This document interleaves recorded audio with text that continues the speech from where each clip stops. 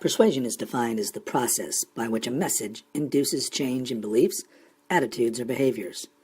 Often, persuasion is associated with misleading advertising or trickery. Talk of persuasion easily sparks the image of car salesmen trying to get you to pay too much for a vehicle, or a politician lying to gain a seat in office.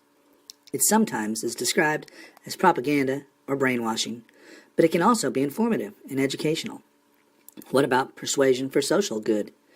Many nonprofits and charities like these rely on many methods of persuasion in order to raise funds, without which they wouldn't exist.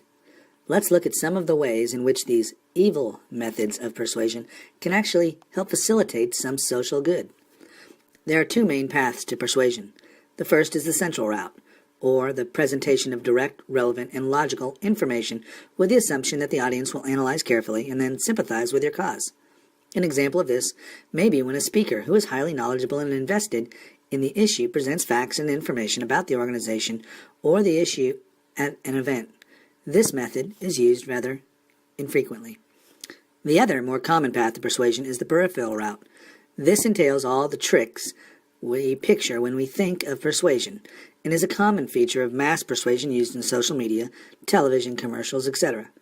This path relies highly on superficial or subtle cues and assumes that the audience isn't going to think carefully about the issue at hand. In these cases, the goal is simply to raise the funds and draw on the automatic process of the targets in order to do so. For an example, an organization may appeal to the emotions of the audience or even use a celebrity who has nothing to do with the organization or cause itself to endorse the act of giving money. The celebrity may be perceived to be likable and honest, if not authoritative, and therefore encourage the audience to act accordingly. These three aspects of the source of the information, likability, authority, and honesty, are referred to as the triad of trust.